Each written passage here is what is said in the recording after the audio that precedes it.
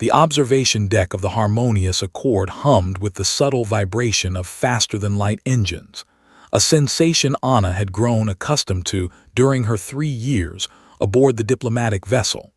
She stood before the panoramic viewport, her slender fingers wrapped around a cup of synthesized tea, watching the streaks of distorted starlight paint abstract patterns across the darkness.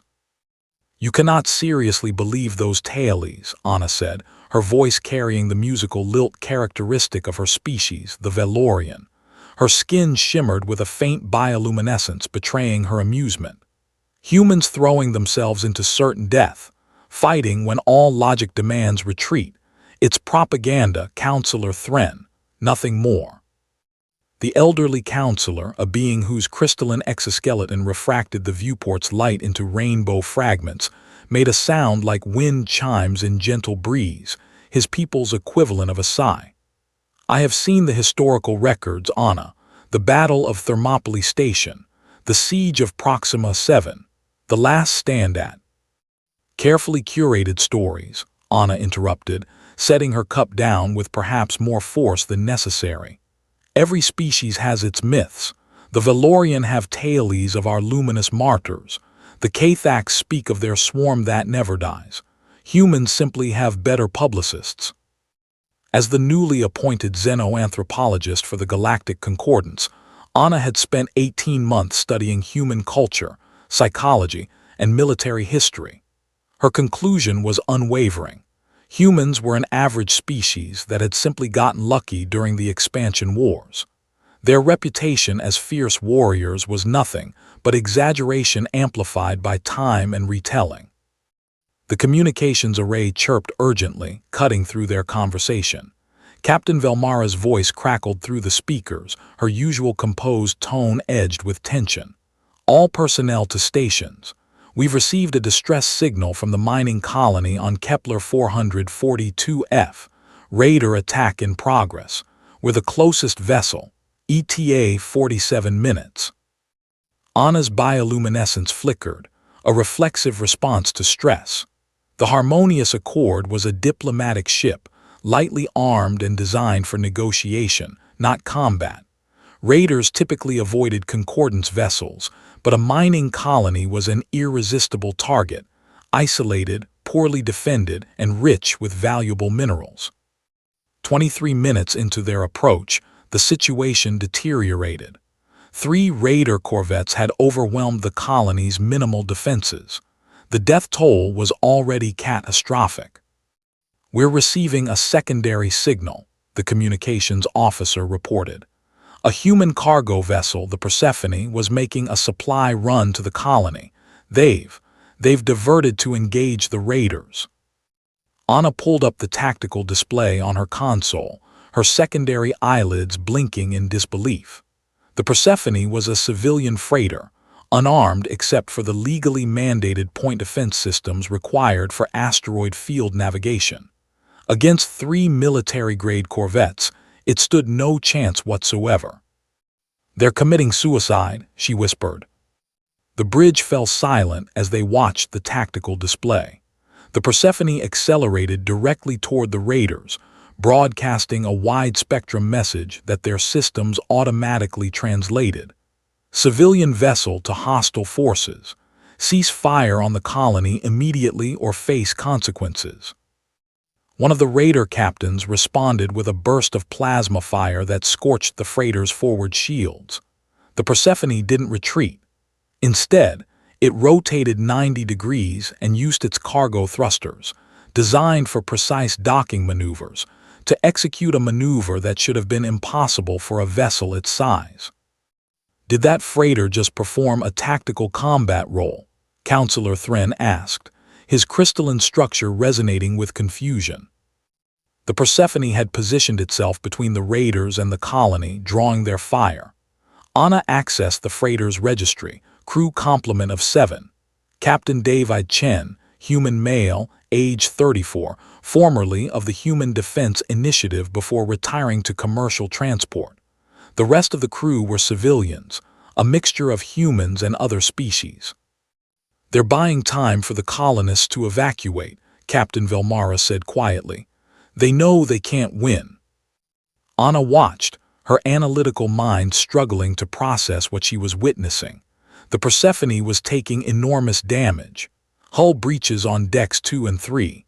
Reactor operating at 130% capacity, well into the red zone. Life support failing in multiple sections. The raiders should have destroyed them in the first exchange. But David Chen, this human cargo hauler, was piloting the Persephone with such precision, such ruthless efficiency, that the raiders couldn't land a killing blow. He used debris fields, exploited the corvette's slower turning radius, and predicted their firing solutions with uncanny accuracy. "He's a better pilot than any of them," the navigation officer breathed. "How is a civilian freight captain outmaneuvering trained raiders?" Anna pulled up David's military record. What she found made her bioluminescence flare bright enough to cast shadows. David Chen had served 12 years in the Human Defense Initiative, 3 tour in the border conflicts, 47 confirmed ship-to-ship engagements, decorated 7 times for valor. He hadn't retired. He'd been medically discharged after sustaining injuries saving his crew during the assault on Arcturus Station. The Persephone shuddered under another devastating hit. The tactical display showed catastrophic damage to the engine core. The ship was dying, and everyone knew it. "They're hailing us," communications reported. David's face appeared on the view screen.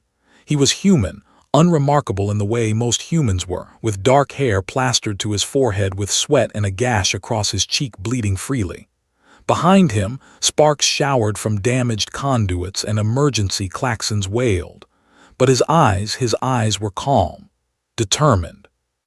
"Harmonious Accord, this is Captain Chen of the Persephone. Colony evacuation is 62% complete.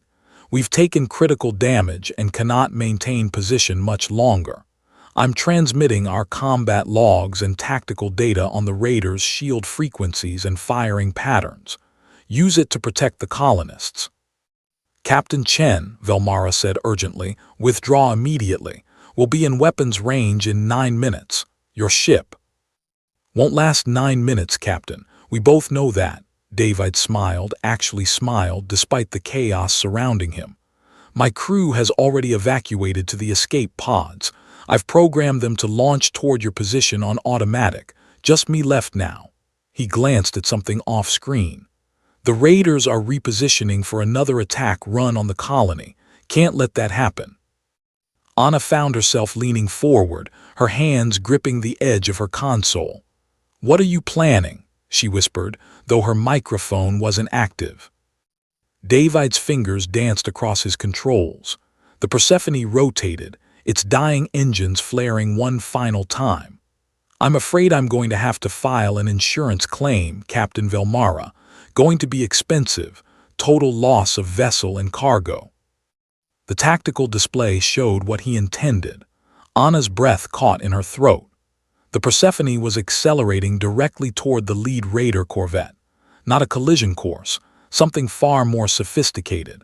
He was calculating a precise trajectory that would use the freighter's exploding reactor as a shaped charge, directing the blast toward all 3 raider vessels simultaneously. "Captain Chen, there must be another way," Counselor Thren said, his voice chiming with distress. "We can." "Tell my crew they did good," David interrupted. "Tell them it mattered."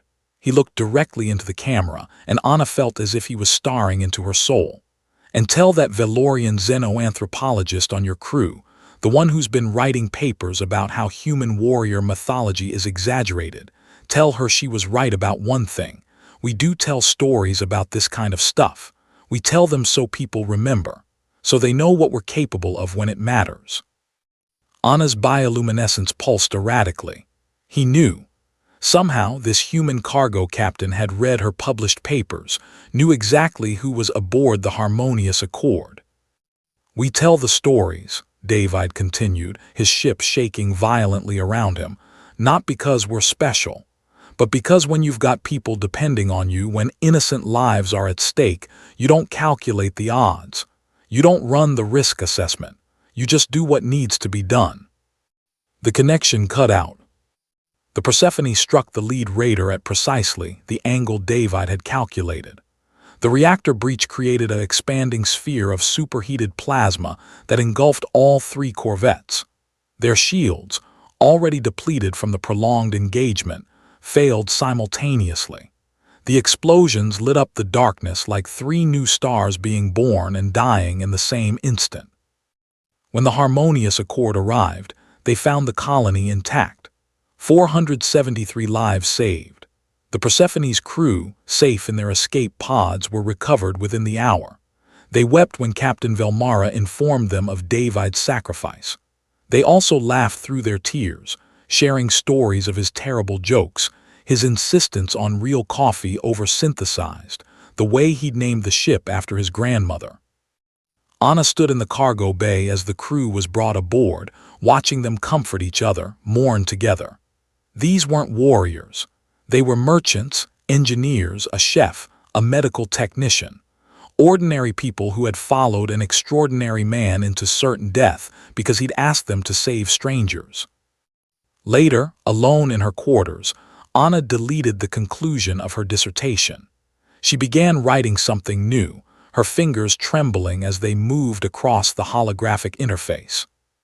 Addendum to Human Warrior Mythology, a critical analysis.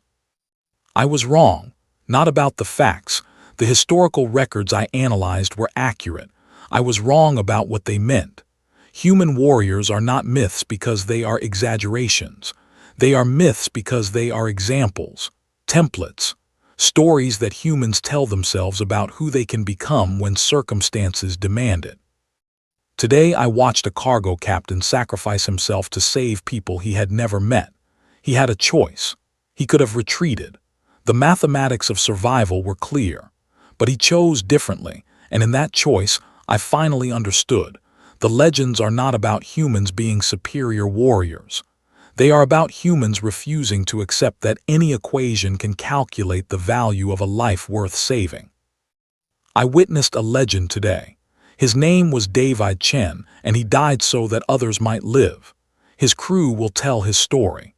The colonists will remember his name. And I will carry the weight of my skepticism for the rest of my days, grateful that humanity's capacity for sacrifice is real, not myth. We should all hope we never need such warriors, but we should be grateful they exist.